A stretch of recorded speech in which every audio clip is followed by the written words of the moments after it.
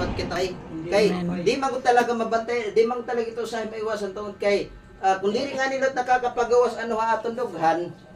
Malain po. Oh, guhot man liwat.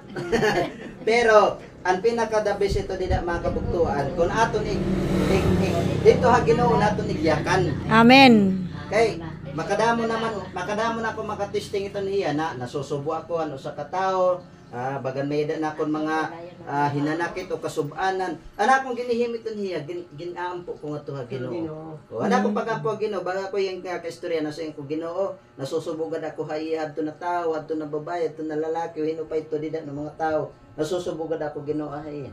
Di na nakaka-relieve, nakakagawas. Anong kangat to ha tao, pinanyakan ito niya kay sumala din gimpapatak-om an aton ba.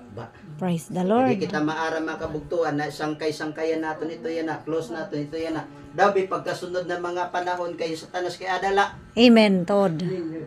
Guti alam bikil. O ato na mo gin pinanumatan ng tanan nimo ng mga sekreto magsinumat dito kay kamo naman leo ta nagkabikil. Ay, praise God. Hindi. Masamot na lugar ito niya kay pag pinanumat na ito. That's why sino pa din Kakalat na. makabugtuan na takumon naton an aton ba.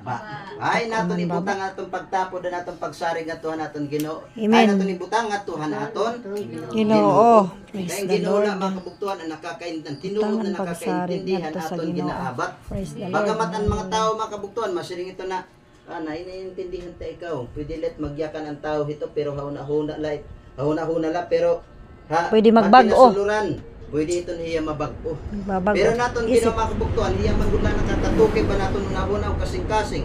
Hiya la ang tinuod na nakakaintindihan aton. Amen. Ay kasi ang mga tao liwat, ang mga tao liwat mga kabugtuan, usahay nagiging judgmental liwat kita usahay, di ba? Amen.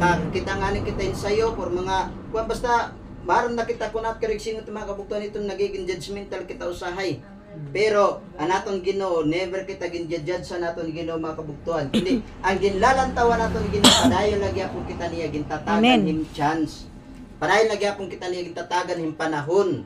Aton mga kalugaringon ang pagbag-o, pag kumapakyas man kita na taga nagyapon kita higayon na naton Ginoo na maitadong naton pagpangalaga didahan naton Ginoo. Amen. Naton Thank you, pagsarig Lord. nga tuhan naton Ginoo kay amo lagi niya siri pa man nga ni Apostol Pablo ngadto kan Tito.